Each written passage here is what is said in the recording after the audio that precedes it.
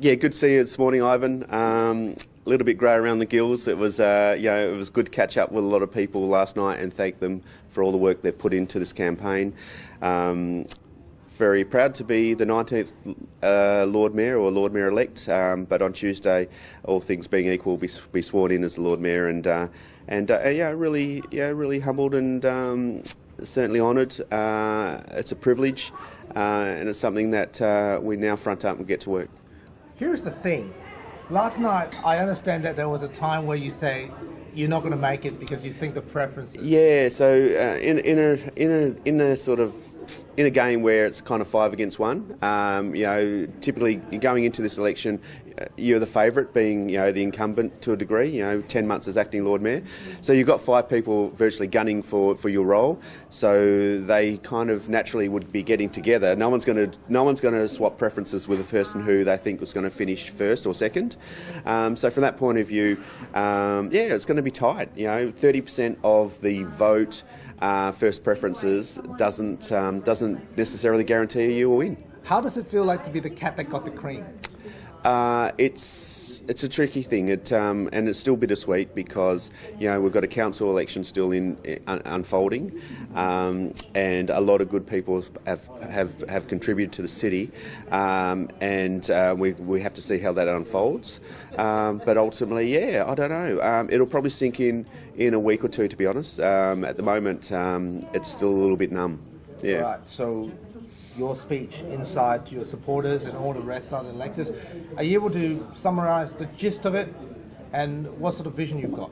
Yeah, look, so ultimately now the work starts. Coming into this, we had pure policy. We weren't sort of running on sentiment or running on anything other than what we wanted to achieve.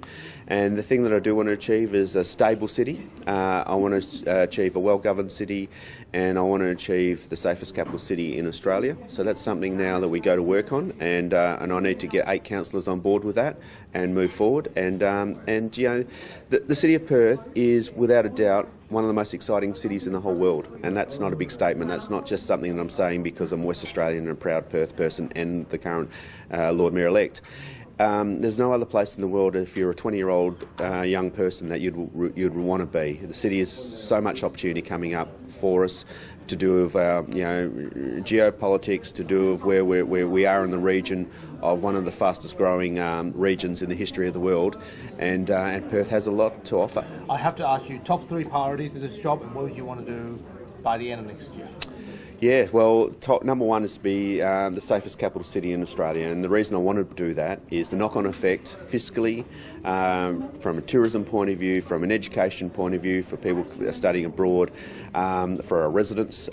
It all makes sense, and we've got a really good opportunity to be able to do that with a lot of cooperation from our state government, and I'm sure I received it. One of the first messages I received last night was from Premier Cook, who was at the telethon ball, congratulating me, and I can't wait to get to work with our state and our council to provide that. The second thing is obviously continued stability. We're an amazing city, and the third thing, I don't really have a third thing, to be honest. I mean, they're two decent objectives there: stable leadership and to become the safest capital city in Australia. And if we're able to produce that, that's a massive tick. That's something that no one's been able to do in 200 years of approaching 200 years of the city of Perth.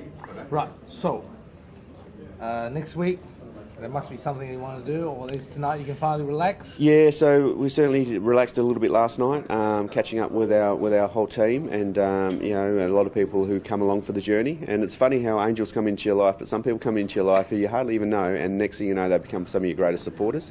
I have to ask you this way. This is very important. What makes you win? I suppose compared to your rivals, why did you win? Why do you think you won? Mate, that's hard work. There's no sacrificing hard work, and it's a cliche around talent versus hard work. Mate, I've worked hard for my whole life. Certainly wasn't well born, but I wasn't born with a silver spoon, and every step of the way has been through consistent, steady progress and striving to be a better person. Last but not least, what do you have to say to your rivals? What do you say to Catherine Laser? Yeah, look to anyone, to Catherine and to Victor and to Chris and everyone who ran, Shirley, Clyde. You know, to put your name forward is a massive thing. It's not easy. It's not something that it's a testament to their character as individuals. So I thank them for their contribution to the city and their efforts.